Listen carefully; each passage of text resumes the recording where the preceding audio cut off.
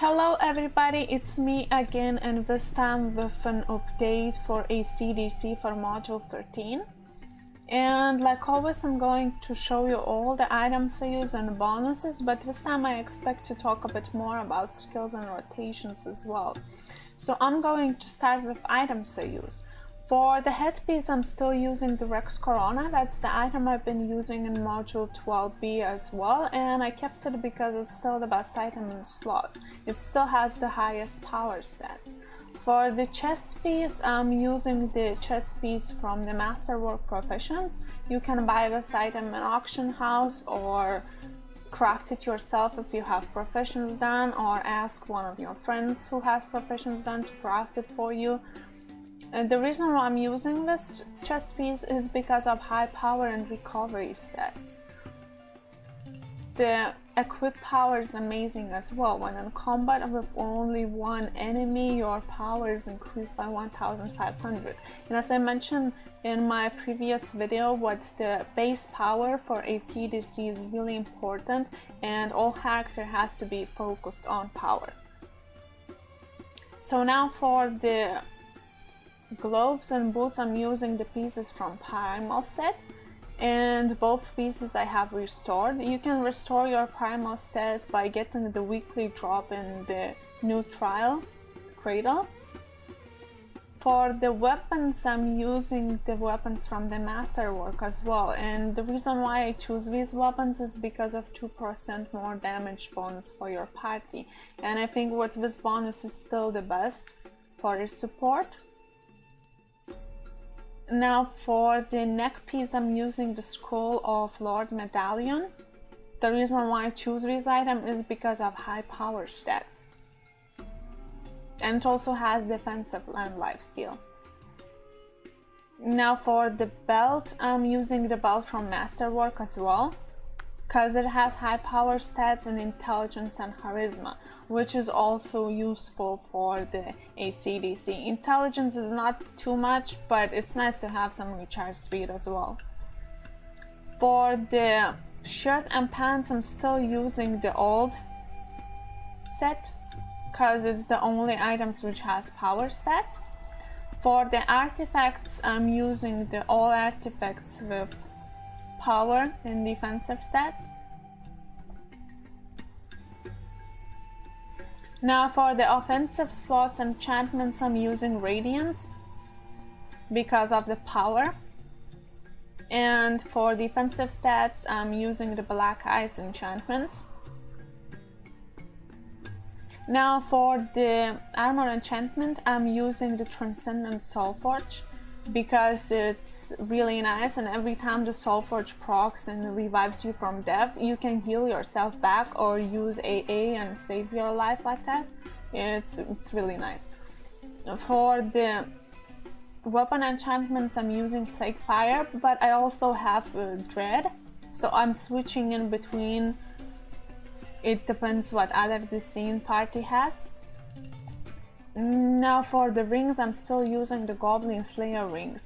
The reason why I'm still using them is because I didn't got any drops of the new rings, and these rings are still really good. It has high power stats and 2 offensive slots, but I'm expecting to get some drops from the Omu maps and get the power crit ring with the bonus of 800 or 1000 power.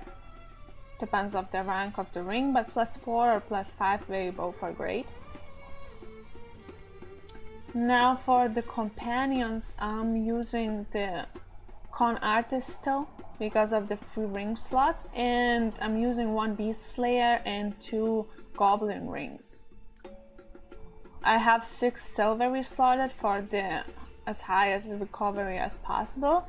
And for the rest of companions, I'm using 3 companions with power stats, because these power stats are going actually to a base power. And I'm using the Raptor because of 1% damage for your party. Now for the Insignia Bonuses. So that's the reason why I'm stacking up all the defensive stats as well, because I'm using Assassin's Covenant, and it's you lose 10% of your defense, deflection, and lifesteal, and gain the combination of lost stats as power. So that helps me to rise my base power. Now I'm using Artifactor's Persuasion.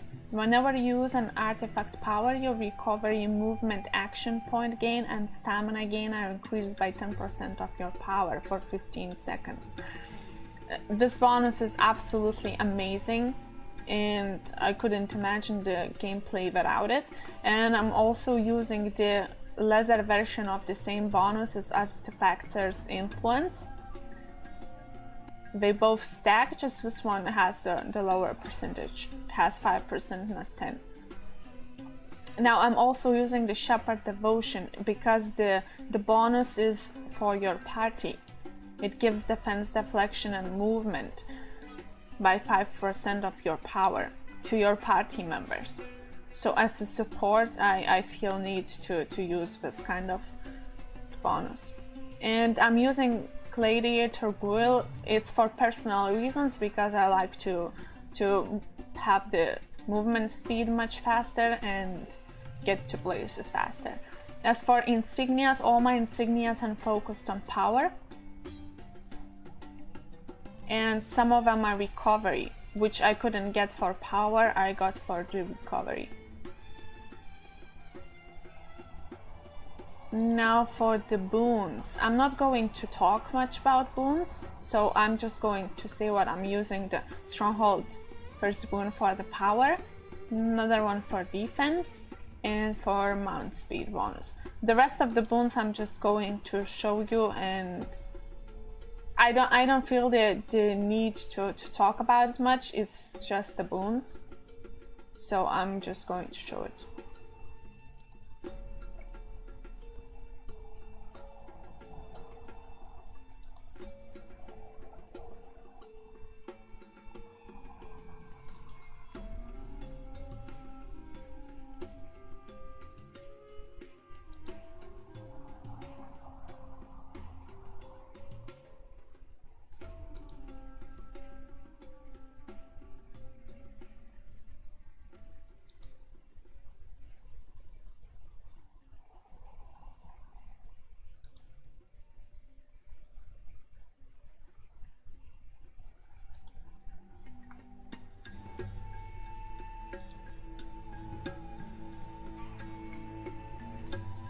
Now for the feats. I'm using the same feats as in Module 12b and modules before.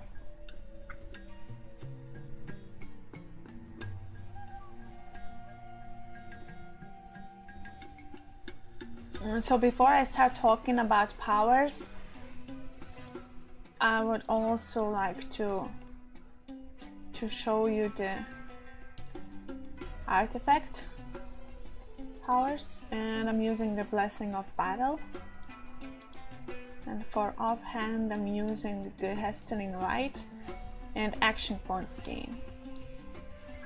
As for the ability scores, I have all my fonts and wisdom and charisma. And for the mounts, I'm still using the Black Eyes horse for 4000 power. An equip power, and I'm still using the Tyrannosaurus Rex for the 10% debuff. That's, I think, one of the best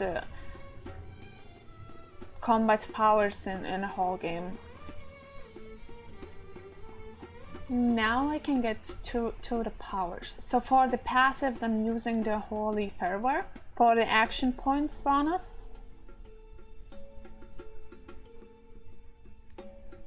and I'm using the Hastening Light. Whenever you activate the daily power, recharge your and each nearby ally cooldowns by 1%. By 1 second. So it's 4 seconds less on cooldowns, and which is absolutely great. Now for the daily, I'm using the Anointed Army. And I have the second daily slotted, the Hallowed Crown, but I don't really use the Hallowed Crown because every party actually has DO, So DO is using Hallowed Crown and AC is using Anointed Army. Now for the skills, I'm using Divine Glow because of 12% damage bonus and for free stacks in Divinity, and because of 17.5% debuff when you use a normal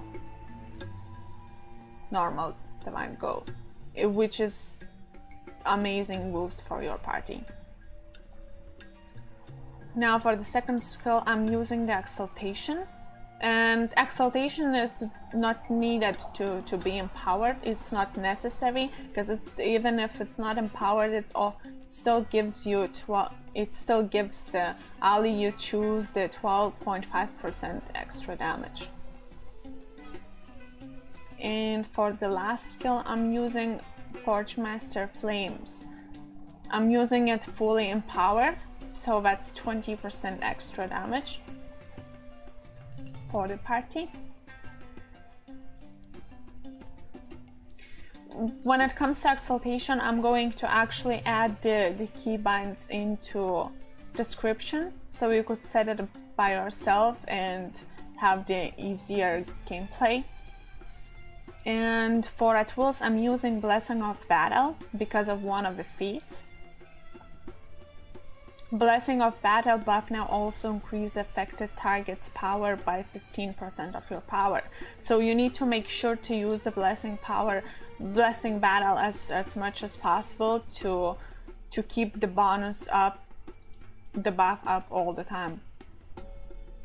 And for the second at will, I'm using the Astral Seal. Well, I have it slotted, but I'm not really using it. I don't really like the skill itself, and it's not really useful besides the healing. So it's just there for being there. So I guess the talking about skills is done, and I'm going to show you a bit the rotations and my stats. These stats are without potions right now. I haven't taken any potions.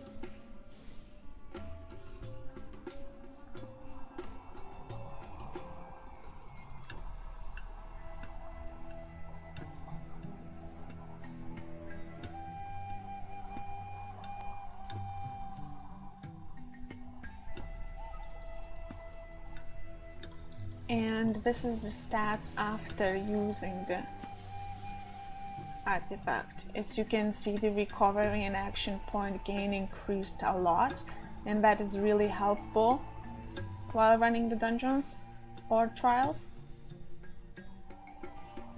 Now about the rotations. So I know what most of you probably know how to empower skill, but I still feel need to explain that. And to empower, you need to go to the Divinity mode and use 3 times the Divine Glow. After leave the Divinity mode and use the Forgemaster Flames. And as you can see, the buff is up in the buff tray. It's gone now. So for the mobs, twice to use Divine Glow in Divinity, and after use Forgemaster Flames. And for bosses, you need to do that 3 times and use the Forgemaster Flames. As for AA, I recommend to use AA right before combat and position yourself between companions and between players so you could cover both.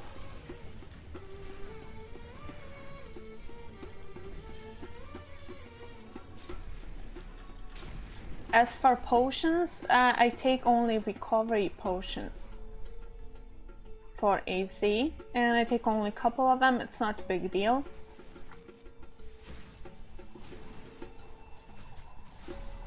So yeah, I guess that would be it. I'm going to leave the keybind for Exaltation in description tab, and if you need any explanations how to set it up, you can simply ask in the comment tab. So thank you everybody for watching, and it's been a pleasure like always. Bye bye!